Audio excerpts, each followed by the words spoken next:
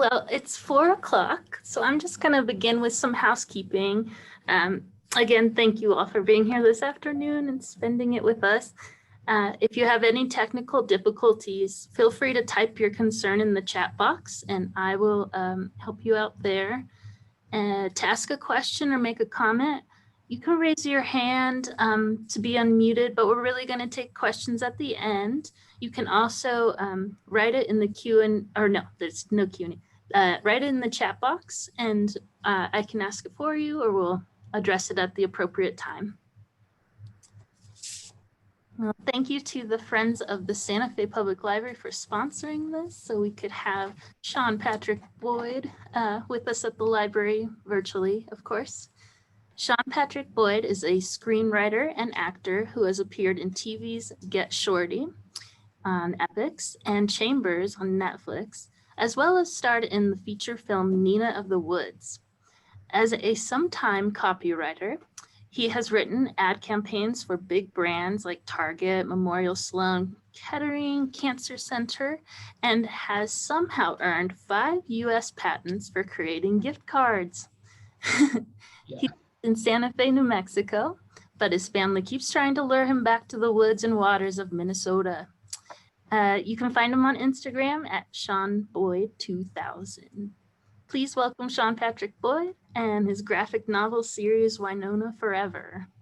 Yeah, thank you so much, Jessica. And I really appreciate the opportunity to get to be here.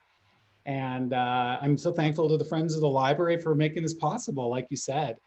I see people from different places. So hi, everyone. That's my mom in there right now. And just to out her, she doesn't live in Santa Fe, so she's in Minnesota. So I don't even know if we can accept her into this Zoom, but we'll allow it. I was on at 3 o'clock. Oh, I couldn't figure out the mountain time. Time zone challenges. That was the first test. Yeah, so as Jessica said, so I'm Shawn and here to talk about my graphic novel, Winona Forever. But moreover, what I wanted to do with this time was not to talk, because I don't know how many folks have even read the book. I know maybe a few of you, but I wanted to make it a little bit more helpful and informative, even if you haven't read the book. So what I will do is I'll talk about Winona Forever, but I'm going to talk about it in the context of how you might create your own story or book. Again, I'll come at it from sort of the vantage point of a graphic novel, but it really will work for any story that you want to tell. And with the disclaimer that I'm not an expert. I'm just a guy that has been practicing some of these things for as long as I can remember, but probably will never be an expert until the day I die. So I'm always learning things too. So a year from now I might change these tips, but we'll see. So what I'm going to do is I'm going to try to share my screen, and yes, Jessica, is that showing up? All right. And I'll put it in present mode here, if I can.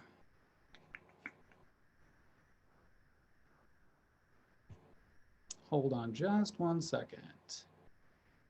There we go. All right, this will be better. Okay, so talking about Winona Forever, tips to creating a graphic novel or any book, really. So this is Winona Forever, and I've got a copy here. And what it is it's a 4-part graphic novel series. It is available at the Santa Fe Public Library in that system, which is awesome. It's also available. I'll just pull up a couple of things. 4-part series. Part 1's available. It's also available at Winona Forever Books. Beastly Books here in Santa Fe has been a great supporter, so they have it. And our beloved Santa Fe Public Library, the Minnesotans in the room, it's also available at some of the Minnesota libraries for good reason. The book takes place in my home state and hometown of Winona, Minnesota. It is, just real briefly, Winona Forever is the story of 4 8th grade misfits called the Outcasts. It's a title they embrace, and they kind of embrace their outsiderdom. And the Outcasts are living in this really small town in Minnesota, which is my own hometown, Winona, on the Mississippi River. It's a beautiful place where nothing happens until this night on Halloween 1987, when these four characters, Darby, Boots, Sci-Fi, and Pretty Boy, find themselves having to search for a powerful hidden relic that they think is hidden in their small town. So, few excerpts from the book. The problem with trying to find this relic is that there is a dangerous secret society that is also after the relic. And on the right side, you can see a little bit of what Winona looks like. Again, a beautiful river town. And the kids think this relic is hidden at an abandoned priory outside of town. So as the book progresses, a lot of the action will take place at the priory you're seeing there. A not spooky place at all. I'm being facetious, very spooky place. A few more images from the book of the kids in class towards the beginning as we get introduced to them and find out what the mystery of the story is all about. So that's kind of a general overview of the book. Again, it's going to be 4 parts. Part 1 is available now and it's at the library and such. Part 2, we're actually getting set to launch on Kickstarter on the 21st of the month, and I'll drop some links into the chat a little bit later towards the end so that if you guys want to use the links, you can do it. But as some of you guys know, Kickstarter is a way for independent creators to fund their projects. And part 1 was, I mean, overwhelmingly funded by a group of about 180 people, and was just an amazing experience for me. So it was super cool. So I got that sent out and printed into the world because of them. And part 2, I'm hoping to do the same. Parts 3 and 4 are to come. We'll do that in the next year, mainly because illustration takes a long time. And the story is all written, the script is all set, but illustration's a thing that takes a long time. So we're bit by bit churning out pages with my great illustrator, Elijah Henry. So that's kind of a general overview of what Winona Forever is all about. And if you have questions, you obviously can throw it in the chat. But most importantly, what I wanted to get to is kind of some tips. So again, from my experience creating this book, what are some things I've come away with that could help you to create your own book or story? So tip number 1, you need a story idea. This is getting really PhD level here, right, guys? You need a story idea. Your life is interesting and unique. Start there. Okay, for some of you, this may not be new, but I think for a lot of us, me in particular, this was something very new. I never really thought of my life as that interesting. So I thought, well, anytime I'm writing a story, I've got to come up with something fictional. You know, it's got to be something big and over the top and exciting with action, adventure, etc. But what I started to find over time is that, wait a minute, my life is different than anybody else's. No one else has gone through what I've gone through. And when I would tell my stories, people would be interested. And these aren't, again, boffo adventure stories. These are pretty, personal human stories. So I'm just a big believer now in that everyone's life is interesting. And when you sit down, if you feeling the urge to create a story of any type, whether that's a short film, whether that's a story, short story, a children's book, you can pull from your own life. And I'll talk a bit more about that in a moment. So some examples of what you can pull from your own life.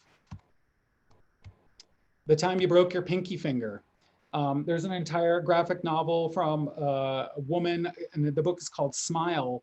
And it's all about the time she fell and knocked out her front teeth in middle school and all that she went through being an awkward teenager, losing her teeth and that experience. And it is a huge hit in the graphic novel world. So if you haven't checked out Smile, do check it out. It's a fantastic example pulled from her own life. And she could have said, yeah, well, that's not that interesting, but really it is. It's a huge bestseller. And not that we need to create stories to be bestsellers, but you see the point. People are interested. The day you got your dog and why you named it Binky. Again, something very specific to your life. Could be a story right there. And lastly, the first time you heard your favorite song, Ramen Noodle Riot. So obviously I made all of these up, but you get the picture. There are things in your life that you can use as a starter for whatever story you want. So when it came to Winona Forever, the image you're seeing before you is kind of what inspired the book. Is as a teenager, again, I lived in this really pretty lackluster town, not a lot happening, but my family's friend was the caretaker at this old priory outside of town. It's the one you're seeing before you, and it was vacant. And to me, there's nothing spookier than a vacant old church or a monastery or a priory, like in this case.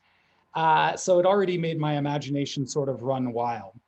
And then that was only, pushed further by the stories that our family friend would tell us about things that he saw or experienced supernaturally in this building. So he would tell us these ghost stories about things that happened here. So about a year ago, as I was, recalling all of this, again, pulling from my life, I was thinking, gosh, that'd be an interesting place maybe to set a story. Maybe there's something there with these supernatural experiences at this priory. And that's kind of where it started. It's just a little seed of an idea. I didn't know where the story went, but I was like, there's something there. Next one is just an overhead image of the priory, kind of what it looks like. And then back to this is what happened in the book. This is the illustration that my illustrator did once we came to the story time, time to develop it into a story. So again, pulled directly from my own life. I didn't have to make this place up. And I think that just is really helpful for us if we're creating stories, is the less we have to make up, almost the more real and rooted and interesting the story will be. And also the more we'll know the story because we've lived parts of it. Again, back to, my own life. This is Winona itself. Again, the town on the river, and you might have seen from the image before, you could kind of see how we translated it to the book itself. Again, another image. So pretty much everything in the book is pulled from my real life. There's a church, you can kind of see it dead center, that plays a role and becomes a scene. The river itself is almost its own character because the Mississippi River is such a big presence, and it has, almost a role in the book itself too. And there you see, the image of the Mississippi and how we translated it. The church where some of the action takes place, and then how it translated to the book. So again, I hope this is encouraging news to you that you can pull from your own life. It was to me, and it was really exciting because I just felt like, oh my gosh, I know this. Leads us into tip 2. So once you kind of are like, wait, my life is interesting, you can go into kind of the deep memories of your life, bring them alive using music, pictures, smells, sounds, anything that kind of gets you back to the moment where the story happened for you. And when they become real to you again, they'll become realer in your story. I've just kind of seen the way over time, when people tell a story, if it's real to them, it's real to us. And so when we're telling stories, if we kind of go into it, we're able to bring it to life in a way that you just can't really touch with fiction. So for me, when I was creating the book, I actually had a playlist of songs. Winona Forever takes place in 1987. So to kind of transport me back, that was a long time ago, I used a playlist on Spotify that I put together, things that we would have been listening to at that time, to bring me back into it. And when I was writing the script for it, this was playing all the time. And I really think, at least for me, it helped really make the story rich and real, because there was something I could grab onto, and it's almost like a conductor to the feelings and to the experiences of the time that you're dealing with.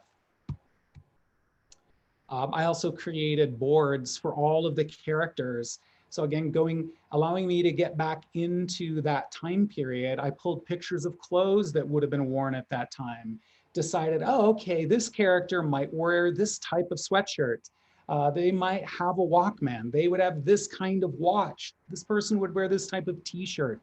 Again, it really helped me to enrich the story and the characters as I had something real to grasp onto. Just kind of a closer look at some of those things. Which leads us then to tip 3. So once you've kind of gone into those memories, you could do one of two things. You could tell your story as is. As I've said, people are interested and will be interested in your specific story. So you don't have to fictionalize it at all. Maybe you want to change some of the names or things to protect the guilty, but that's a whole other conversation. But you could tell it as is, or you could do what I did, which is to use your story to build another story. So as I said, Winona Forever is based on these ghost stories that I heard. But then what I did is I took that as the foundation and said, okay, well, what kind of story can I tell around that? Who are the characters? What are they after? None of those things are things that are from my real life. Those were fictionalized. So I was able to take a grain of a thing and fictionalize it to build another story. Now, I will say it's my personal opinion that anytime you write anything, you're in it. So people always ask me about these characters, if you're seeing my image on screen, which one of the characters am I? And I always say, I'm all of them. They're all parts of me. So, and I really just think that that's true for us anytime that we create something fictitious, or even if we're doing visual art or clay, pottery, whatever, you're in it, no matter what. So example for this tip about how you could use things from your own lives. Like I said, Winona Forever started as that ghost story. I started there and I sent the kids on an adventure to this priory that I knew about. I didn't have that adventure, but it allowed me to imagine it because I had been to the priory. All right, so you've decided which way you're gonna go. You're gonna fictionalize, or you're gonna just tell the story right from your own life. Tip 4, think of where you want your story to begin, okay? Simple enough. Where is it in time that you want it to start? What are the characters doing? Where is their current state? Then you think of where do you want your story to end? That's your map for your story. It's really all you need is where do I want these people to begin? Where do I want it to end up? That's the start. So it's no more simple than this. This is literally a drawing I made in my notebook as I started this book. As I said, okay, the kids need a magic stone. It's a very rudimentary way of describing this, but the kids need a magic stone. I drew a long line. Where's the ending? The kids get the magic stone. So it seems pretty basic, but it's important. You need to know where you're going to end up. It's sort of like, you know, if you're going to go on a road trip, yeah, you can meander, but it is pretty helpful to know where you want to get to, at least for at the end of the day. And then you can fill in the blanks in the middle. So what I want to say about that is it's easy, like, right? It doesn't have to be hard. It's like, where do I want it to start? Where I want it to end? Next step. Tip 5. Let me just move my, so I can read. Put your characters through the ringer between the beginning and the ending. I think this is perhaps one of the most important things that I've ever learned about storytelling, or at least the way that we like our stories told. We don't want it to be so easy for our characters to get what they want. If it's too easy, we get bored. And I'd be interested, you know, as you watch things, read things, maybe observe, like if you start getting bored, what is it? Is it there's just not enough for the characters to have to go through? Is that why it's not interesting to you? because in my experience, we like it when they have to go through a lot. I mean, we sit there and we clench our teeth and bite our nails. So they're like, oh no, I can't watch, but we love it. And so when you've decided, all right, I'm going to start here, end here, then in the middle, that's where you want to create all of that drama, all of those obstacles, so that when we get to that ending, we feel really satisfied as readers, as watchers, because they've had to go through so much. Now we can really celebrate their triumph. Sorry. Yeah, we like stories where people have to go through a lot before they succeed. So in my book, for example, just a few things.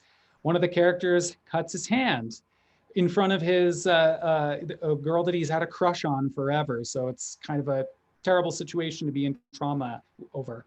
The kids, someone tries to set them on fire. There's a dangerous group of people that are also after the stone. There are characters whom we're not sure of what their intentions are, but they seem to be constantly watching the kids or right on their heels. And even on a simpler level, people that the kids have crushes on may not have crushes on them back. So there's that whole disappointment. So it can be dramatic and climactic things like danger, but it can be real human things like, how do I talk to this person that I'm really nervous to talk to? So it doesn't have to be, the ringer doesn't mean that they have to, learn to do trapeze over fire. It could be. It can really be something as simple as that they have to learn how to, really like, it could be something as simple as that they have to learn to read. And that's a huge triumph for them. So we got to put them through the ringer in between the beginning and end. Leads us to tip 6. So we're getting close. Create suspense. All right. And I put this up here in case there were any kids involved and were wondering what suspense was, but I don't think it hurts to say that it's when we don't know what's going to happen and we feel nervous because we don't need to know.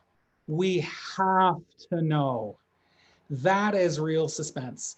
And you see a lot of times the streaming services these days really play with suspense.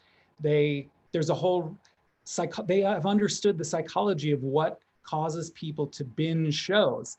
It's because when we get to the end of that episode, they've left us with, they haven't resolved it. The character's in a situation and we don't know that's going to happen to them. And we have to know because they've done such a great job of hooking us with the characters that we like, with putting them through the ringer and leaving open questions about, wait, who is that guy? Is that actually her father or isn't it? And we have to know, so we hit next and we watch the next episode. Even I think this is a good place to also observe for yourselves the things that you really have enjoyed that are serial, right? Like a series of books, or even a book that you consider a real page turner.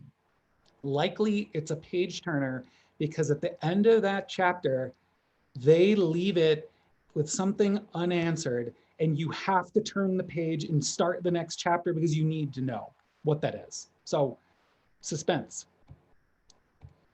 Let me go forward. Okay, yeah, it's nice to say what suspense is. How do you create it? I'm gonna use a few things that I've stolen from Dan Brown. I actually watched his masterclass, which is fantastic. Dan Brown, of course, the author of the Da Vinci Code. He's definitely a model for what a page turning author, what they do. So I learned a few things from him.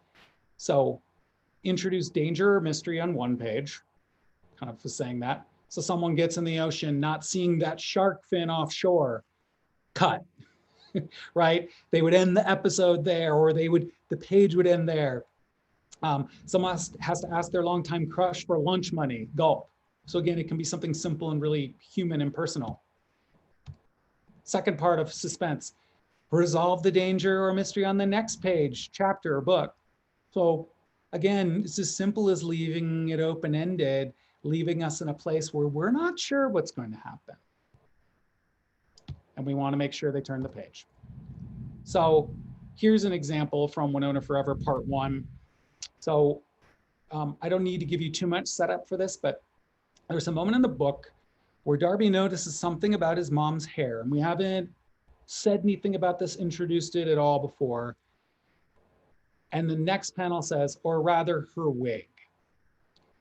So it's like, wait a minute, why is she wearing a wig? And she says, I'm off center again, huh? So this is something the two of them know. He adjusts it and says, yeah. She says, you didn't tell them yet, did you? And he says, today, promise. So his friends have just left. They have this private moment. We introduce something that the reader hasn't known before, but the characters know. There's a bit of a hint that something is wrong. And again, we can make our inferences as readers about what that is. Why would a woman mid-30s be wearing a wig? Okay, we make our inferences based on what we know. We know he hasn't told his friends whatever this is, and he says he will. The next page we cut, we've jumped beyond this, and we're moving forward in the story. But what we've done is hopefully have left something out there. We've given it just a little drop of food coloring, right? So there's a difference here. And now we've kind of promised to the reader, we will let you know, we will explain this soon. And the reader's like, okay, well, I got to keep reading to find out what was this all about, or how is this character going to explain this to their friends. So, again, not to toot my own horn, because I think the jury's out. Is it successful? Is it not? Who knows? But that's kind of just an example of what mystery can look like, or suspense. It doesn't, again, have to be a big thing. It could just be a small thing handled with subtlety. All right, so we've created suspense. We've created our map where we want to go in our story. We've thought about some things we want to put our people through. We've thought about ways to create that suspense, because again, as readers, we don't want to know what's going to happen from the start. Sometimes we think we do, but we really don't. Which leads us to our last tip: make it. Don't wait for whatever it is you're making to be perfect. Don't wait for someone else to want it. Make it because you want to. And this may be the most important one of all. Make it the way you want to. And if you like it, others will too. So every one of us has greatness in us. Every one of us has great stories in it. Half the time, what keeps us from putting our stories in the world is really ourselves. There's so many reasons we tell ourselves, oh, well, nah, there's already books about this topic. No one will be interested in what I have to say. Oh, you have to get a publisher to do it. Oh, I don't have the money to do it. I don't have the time to do it. Those are all wonderful excuses, but they are just excuses that we've made up. Because really what it comes down to is you are entitled to make something. You have permission to make something, and only you can really give yourself permission to do it. And I would fully support and give you permission to make it. Whatever it is you want to make, I say just do it, and do it the way you want to do it. Throw aside all of the things that you think you have to do, and just really go for it. Just a little bit more on that is my own personal experience with this book. So as Jessica said at the top, I've done a number of different things. I've been an actor in some things. I've been a copywriter in advertising for many years, all of that stuff. But nonetheless, my real burning dream since I was in 8th grade was to publish a book. But I always thought, oh, you have to write a specific type of book. It has to be the great American novel. It has to be Fitzgerald. It has to be Henry James, something on that level. And again, this was just a barrier that I threw up for myself, right? That just kept me from doing this thing. I finally reached an age, or maybe just got so sick and frustrated of trying to live up to some other outside I don't know, like hoops that I needed to jump through, that I just said, look, this is a story that I want to tell. And I think I could do it in a graphic form. And I'm not going to look for a publisher. I'm not going to spend the time doing that. I'm going to do it. And I'm going to find an illustrator. And we're going to do this together. And we'll take the next steps from there. The important thing was just to start and do it and throw away all of my preconceived notions about what it needed to be, what I should be doing, how I should be telling story, or that I needed a publisher, that I needed permission from so-and-so or so-and-so to do it. Finally, what it was is I gave myself permission to do it. And that's been the most important thing. And it's the difference between, me having this book in my hand and having words on my computer, for many years. So again, give yourself permission, write yourself your own permission slip. Even if you really need to write that down, like physically make it manifest. I give myself permission to write this book. I don't need, anyone else's permission to do it. So just a couple other little doodads from the book. Just an example of when we start a page, I give Elijah, my illustrator, the script. And I say, here's what's happening on this page. Here's what each person is saying. Here's what the narrator says, all of that. He draws a quick sketch, a thumbnail, which is what you see in front of you. And just to say, hey, Shawn, what do you think? Does this conform to what your vision? And if it does, I say, yep. And then he takes it through a series of levels to this kind of final stage, which is the final page from the sketch you just saw. So what it first looked like, where it ended up. Okay, I'm gonna stop sharing because I want to open it up for questions. If you guys have questions, I am all ears. And I'll also throw in the chat a couple of links, and then we'll get to questions. Just the first is just a link to how you could get part 1. And then the second is, I mentioned the Kickstarter coming up for part 2, and that's the link for that. But I see a question. Okay, does the fact that this is a graphic novel change your approach to writing the story or envisioning the plot?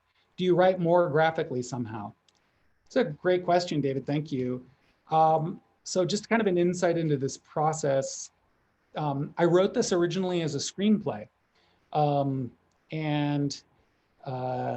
So I had really thought of it visually.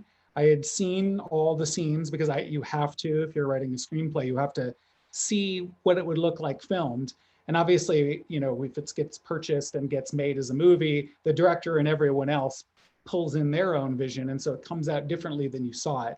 But you've pretty much, in my experience, have to live through it and see it all in your own brain as you're putting it on paper. So I think, fairly fortunate in that I had already seen it visually, so that when it came time or when I made the decision to say, I'm going to take this screenplay and make it into a graphic novel, I had a good foundation. But then a screenplay and a graphic novel are different. And you actually have to write a script differently for each one. A screenplay there's much more detail in a screenplay about the setting and all of these things.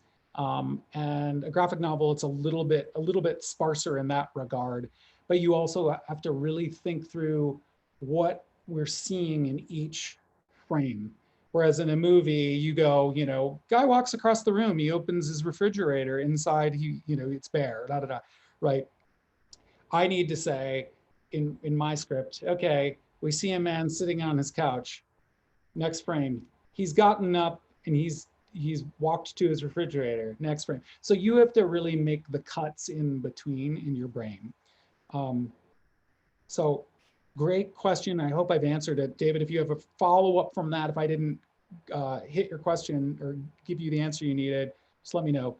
How did I find my illustrator? So that was a bit of kismet. So Elijah Henry, as I mentioned, is the illustrator. And he's a young guy. He had graduated from art school maybe a year before I met him. Um, and I, around the time, I think this was about last June, I had decided again to take the screenplay and adapt it into a graphic novel. And because I just wanted to get something done. And probably don't need to tell you guys, to get a movie made is if you want to jump through hoops, you jump through all the hoops. And I didn't want any more hoops. I just wanted to make this easy and give myself, as I said, permission to do this. So last June, I thought, well, I need an illustrator if I'm going to make this a graphic novel. And I was talking to my wife about it. And she said, oh, it's funny you mentioned that. A friend of mine just used an illustrator to do some graphics on her site. And she said, he's amazing. His name's Elijah Henry. I'll give you his information. So I, looked him up and I was like, well, yeah, he's obviously really talented. The stuff that he had done in the past that I saw on his website, it wasn't the style that I had envisioned for the book. But what I saw was, this guy is really good and he's obviously got the skill and talent. Let me find out if he might be the fit for what I'm trying to do. So there took a bit of imagination and exploration to say, hey, here's what I'm doing. Would you be interested? And then from there, I had him do a few sketches of the main characters of the book. Because I thought, I'll pay him to do that. And once I see that, I'll be able to tell if he's got the right vision or the right style that I'm looking for. And if not, oh well, I've tried one person. I'll have some sketches and I'll know a little bit more about what it is I'm looking for. And like I said, it's just like kismet, luck, but whatever. I just struck gold the first time around, so that was really, really fortunate. So thank you for that question. Can I talk about, Arthur says, can you talk about collaboration? Do you and your illustrator always agree on approach? How do you iterate on drafts? Thanks. That's a great question. Because I think collaboration is one of those things that we've been trained to say, oh yeah, I'm a good collaborator. I love collaborating. And maybe that's true. Maybe some of us really are good collaborators, right? But I think maybe I'm wrong. I'll just speak for myself. I would want to think of myself as a great collaborator. But what I realize is that it's something I have to really work at and sort of find a balance in. So what I mean by that is I'm the one that's written the story. I've seen it all in my head and I've put it on paper and I've given it to this person to illustrate. But I don't want him to just be my wrist and hand that I don't have, right? Or the person with the skill I don't have. I want him to bring his own interpretation, his own imagination to it. So I really have to allow some space for that. And that's where the practice comes in, is when he sends me pages back, there are a lot of times I'm like, oh, I don't know if I like that, huh? What I've learned is my first gut reaction is usually, that's not what I had in mind. That's not how I, want it, blah, blah, blah, blah, blah. It's like something you get used to in your house and someone moves it around and you're like, oh, I don't like that. And if you live with it for a day or two, you might be like, huh, that's actually much better. I was just reacting to comfort and what I'm used to. So I think for me, the side of collaboration I really have to lean into is allowing space for that other person and allowing a little space for me to absorb what they gave me and not having a gut reaction that I type off an email and no, that's wrong, is to sit with it. Because I'd say 90% of the time, what Elijah gives back to me is better than what I imagined, even when at first I don't necessarily love it. So collaboration, I think, like, lean back a little bit from what you expected and lean into just being a little bit more open to what that other person is bringing. It's a big thunder boom. So Arthur, if I have a follow-up question, if there's more on collaboration that I didn't touch on that you'd like to know, but hopefully that's helpful. Would I like to see Winona Forever as a film, or do you feel it is complete as a graphic novel series? I would love to see it as a film, and I would think it would be super fun. I would actually welcome it being very, like, pretty different. I mean, I would almost go in expecting that it's going to be much different than what we put on paper, and almost kind of excited about that possibility of it being different. So, maybe I've, over the course of this project, have become more flexible, because now I find myself being excited about what's unexpected, because I've seen this whole thing. I know how this all plays out. I would love to see it done differently. I mean, even if it was done badly, I mean, it, could be just a gas for that. So I'd love it. And obviously I thought of it initially as a film. So I think it has, hits a lot of what a film needs. So yeah, we'll see. Right now I'm really focused on just getting all 4 parts out and enjoying that journey of doing that. And I've really been enjoying it. David's got a question. Did you face any challenges writing about a real place? David, that's a great question. I think I had to be kind of courageous about it because, when you're if you have a lot of distance between you and what you're writing about, there's a bit of safety there, right? And I really admire authors that go for it, like people that write autobiographies and stuff like this, and they really go for it, and they reveal things, about, and not to hurt people, but they reveal things about their story and their journey that are really personal, and things that make me go, oh my God, I could never say that. That's almost too honest, right? And I really admire that when people go for it.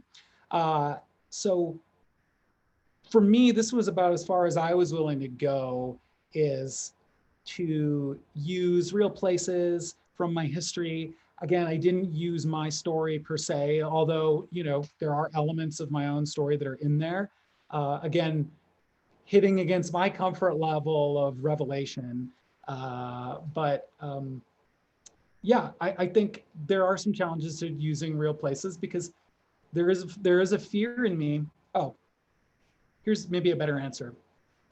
At first, I was scared writing about my hometown, because not everything that I wrote was glowing and was, a tourist brochure that the town would want to, sell. As any place, right, is, right? No place is perfect. So I was a little nervous about that, how it would be received, especially among people that I went to school with there, that might interpret things as, wait a minute, you're talking about me, even if I'm not. So there was a bit of fear, but I will say it's been kind of shocking. The opposite has happened. More people have embraced it. And I imagine, I don't know, but I imagine is that we actually like when people tell the truth, right? And again, back to my own personal experience with books, it's we actually really look up to it. When people can tell the truth, it's wow. So that was a challenge I faced, was just my own fear that people weren't going to like it. And I just had to just do it. The other question is, do any of the real people you wrote about know they're in the graphic novel? If yes, how do they feel about it? Everybody that's in there is kind of based on someone or an amalgam of people that I knew. So no one is verbatim. So if anyone, it's funny, when you do write something, and again, this is only my first, so it's not like I'm incredibly experienced, but people do think this is about them. It's that song you might think, what is it? Carly Simon, I bet you think this song is about you, don't you? And over the years, there's been lots of questions. Who is it about? Is it about Mick Jagger? Is it about, James Taylor, blah, blah, blah. And that's kind of the beauty of it, is that everyone thinks it's about them. And I've had a few people come forward and be like, that's so-and-so, isn't it? Or that's me, that I'm one of the characters is Boots. And they're like, I know I'm Boots. And I'm like, I think it's lovely and wonderful, because what it shows is they relate, and that it stirred up something for them. And so I always just say, I like to keep it a mysterious. Could be. Because back to suspense, I don't think we want answers, but in the end, the answers are usually disappointing. A yes or no is usually less exciting than maybe. So that's been super fun, is to see people come forward and who they think it's about. Is the Winona Forever playlist available to the public? I could totally make it available. I think it is. Let me check my Spotify, and I can actually drop the link in the chat here. It's like I said, it really brought me a lot of joy. Share. Copy link. Okay, let's see. Oh, that's a great question. So I think this link will work for y'all. You can enjoy some 1987 music. I tried to really keep to things that we would have been listening to in 1987, not anything beyond. So I was really trying to be accurate about time, which was just, a fun thing for me as someone that likes research. Yes, okay, David, great question. Wisdom on selected character names. Oh my gosh. I don't know if I have wisdom, but I have experience. So we'll talk about experience instead. I think we can sometimes fret so much, me personally, about what a character's name should be, that sometimes it prevents us from writing. So what I would say is start with something basic, knowing that you can change it, and allow that space to trust that the right name will come. It might just come up in conversation with someone and they talk about their friend Trudy, and you're like, Trudy, that's a name you don't hear, and that would really fit my character. You can always go back, especially now, find, replace. This character is now Trudy. So I'd say that's one, is don't worry about it too much. You don't need to. I think sometimes we can try to come up with a really unique character name to the detriment of what we're writing too. So sometimes it can get in the way of us moving forward, because we got to figure out the name before we start. Sometimes it can also get in our way because we try to make it too clever. And it's it doesn't always need to be that clever. So start basic, see where that goes. My characters, I just thought back to, so mine are named Darby, Boots, Sci-Fi, Pretty Boy. And I just thought, there's those points in our lives when we have nicknames, and we have nicknames for our friends. And I just thought, well, let me think of what these kids' nicknames will be. And it was really just based on who they are. Sci-Fi is really into science fiction. It was like, oh, he's sci-fi. Okay. So again, I didn't really overthink it. Boots is wears a military style jacket that she got from her grandpa. She's really into alternative music. She's like the hip girl among the group. And she wears Doc Marten boots. So I was like, well, when you're that age, if someone always wore boots or banana clip, sometimes you're not that creative. You're just like, hey, banana clip. And they just become banana clip, right? So I was like, oh, let me think of how kids think about nicknames. And usually they're simple. Pretty Boy, he's into fashion. He's a pretty boy. So it's pretty simple. And then Darby, he doesn't get a nickname at all, which says something about him, that he's just Darby. So there's a good question here as we sort of round out our time. So if you have more questions, we've got 5-10 minutes or whatever, throw them in. But some of my favorite graphic novels. So, wow, that's a huge question there. Now, I'll preface this or buy myself time by saying, I think the graphic novel space is one of the most exciting spaces in literature right now. I held for too long a belief that they're just comics, they're somehow lower than, like I said, the great American novel. And now I was, oh, how wrong I am. That space right now is incredible. And just a shout out to the library. The selection that our library system has is incredible. Like I feel like it's enviable.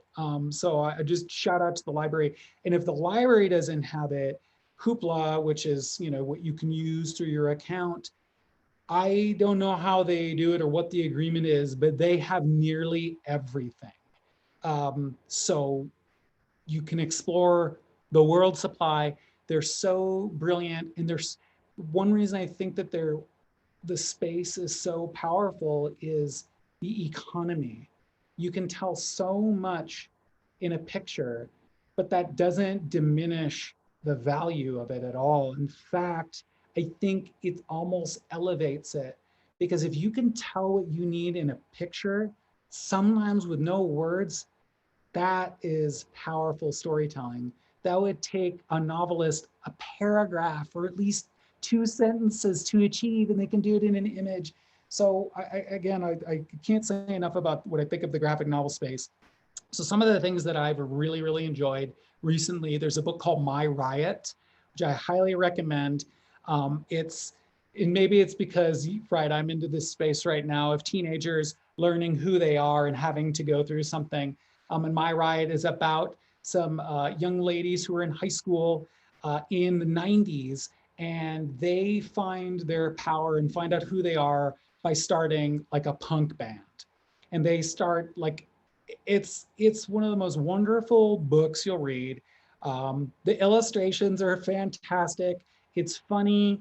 It's really smart. And like, you know, in 176 pages, they take you on this journey that you just couldn't go on in the same amount of pages, well, you could in the same amount of pages in a novel, but it's far quicker. So My Riot is one of my favorites. I also really enjoy books that are sort of autobiographical. So I really enjoyed one called Blankets, which has been out since probably 2003. So it's been out a while. And it's about an autobiographical book by the author. And it's about his experience being a teenager, finding out like who he is outside of his parents' beliefs. Beautifully drawn, like so touching, hard not to cry.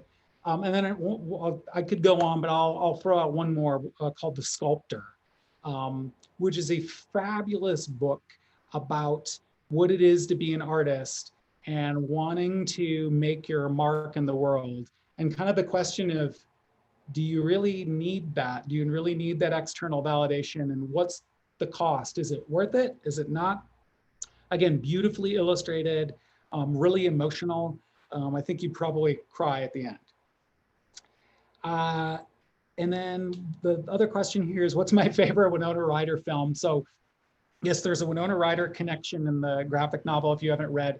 One of the characters, Pretty Boy, he loves Winona Ryder. Winona Ryder is from Winona, Minnesota. That's actually how she got her name. Her real name is Winona Laura Horowitz.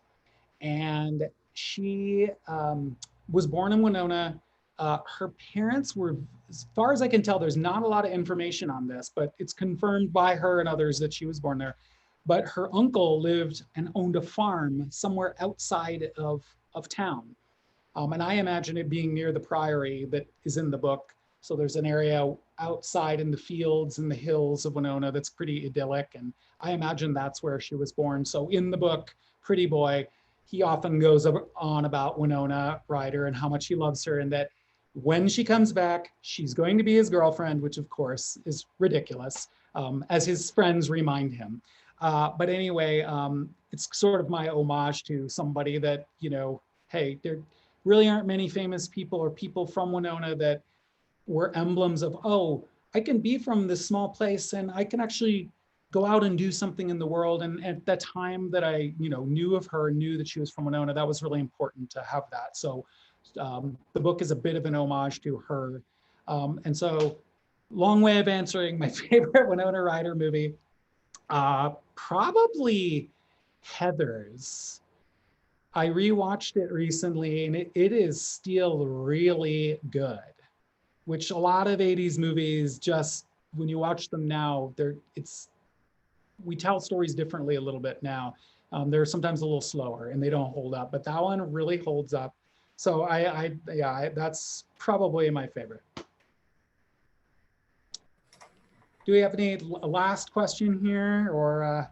Where can we find your books? And I just went to Beastly Books and I found out that all your books there are signed copies. So I want to shout out to Beastly Books if you want a copy signed.